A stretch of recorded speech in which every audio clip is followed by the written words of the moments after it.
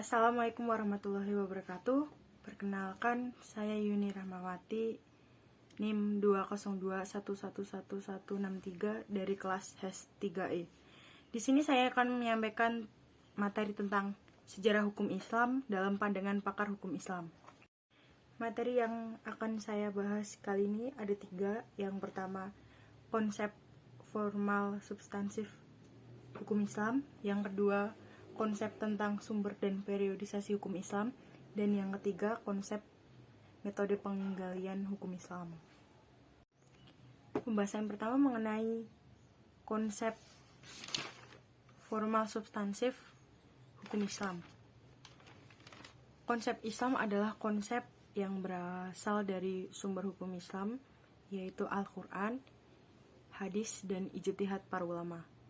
Secara ringkas, Sach memiliki pemikiran terhadap hukum Islam yang intinya mengenai konsep hukum Islam dibatasi oleh ruang dan waktu, yakni hukum Islam sebelum Umayyah dengan karakteristik hukum yang bersifat normatif sebagai hukum suci.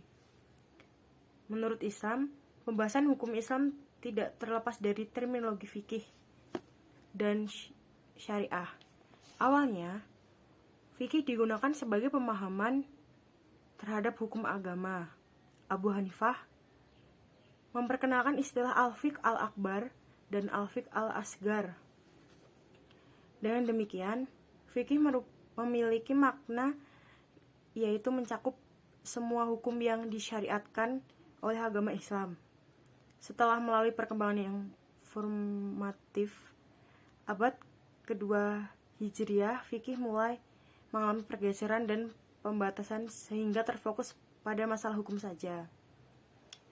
Menurut fuqaha, istilah fikih mengandung 2 pengertian. Yang pertama, memelihara masalah hukum syara yang praktis.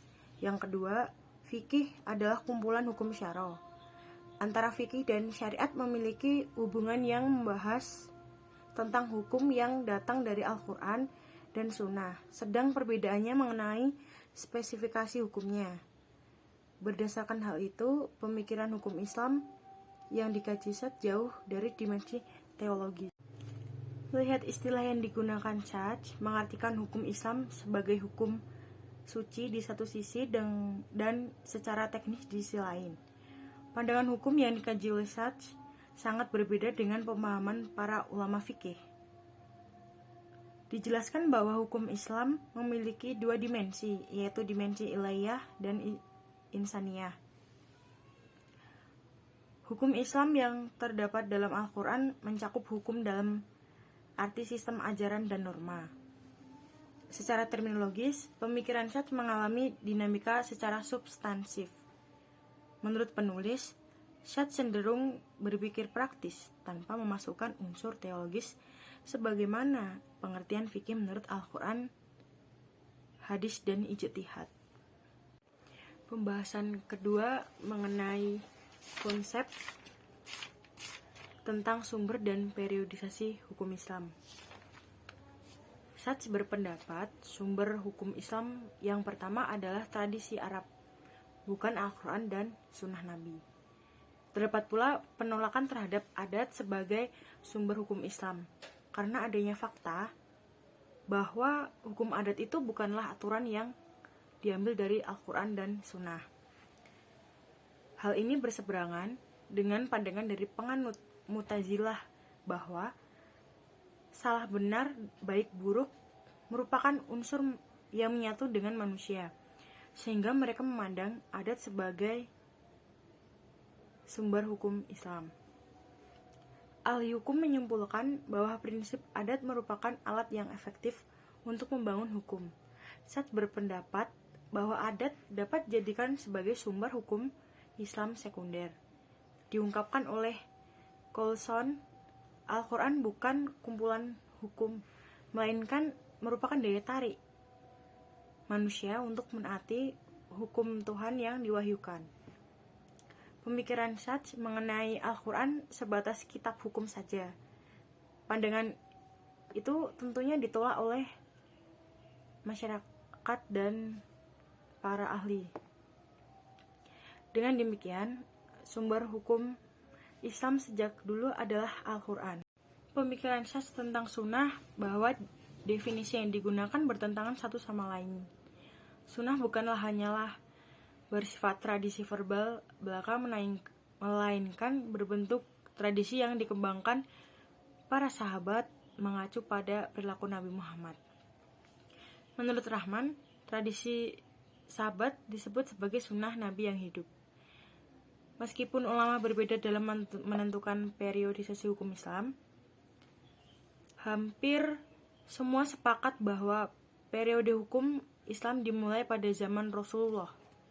Dengan demikian, pemikiran Syadz dalam pandangan Muslim dan Barat tidak realistis, didasarkan karena sudah ada hukum pada masa Nabi. Hukum dapat dibedakan menjadi dua, yaitu ibadah dan muamalah. Ibadah di sini mengacu pada sholat, zakat, haji, dan nadar. Sedangkan muamalah mengacu pada membangun keselarasan hubungan manusia dengan manusia lainnya. Bentuk hukum lainnya adalah pembagian harta pusaka seperti yang dilakukan oleh Arab terdahulu.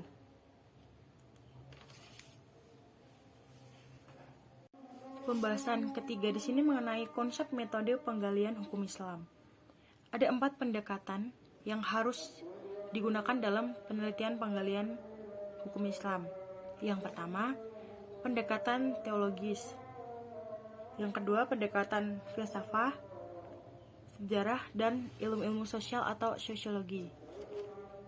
Pendekatan teologi itu penting dalam meneliti hukum Islam. Teologi bukan hanya menjelaskan bagaimana seorang pria dan wanita berbicara dengan Tuhannya, melainkan teologi meneliti aturan yang mengatur, menentukan secara jelas arti dan implikasi makna yang terkandung dalam hukumnya. Pendekatannya lain adalah pendekatan filsafat. Lebih spesifiknya, filsafat hukum Islam memiliki objek teoritis maupun praktis.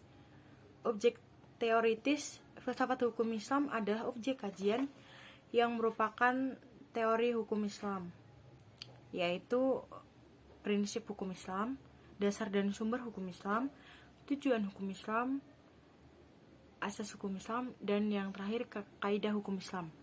Kegunaan filsafat hukum Islam sendiri terhadap penelitian hukum Islam adalah menjelaskan dan memberikan pengetahuan hukum Islam secara utuh kepada yang mengkajinya. Johaya S. Praja mengatakan pendekatan sejarah memang penting dalam menggali fakta dan nilai yang hidup di masyarakat. Mempelajari sejarah hukum berarti telah melakukan awal dalam memelihara kemaslahatan manusia. Metode sosiologi hukum yang digunakan Syadz dalam menggali hukum Islam memberikan nilai manfaat terhadap substansi hukum. Memahami hukum Islam tidak hanya dengan 2 pendekatan, yakni pendekatan sejarah dan ilmu sosial. Perlu pendekatan yang komprehensif yang melibatkan semua pendekatan. Sekian dari penjelasan dari saya, kurang lebihnya saya mohon maaf. Wassalamualaikum warahmatullahi wabarakatuh.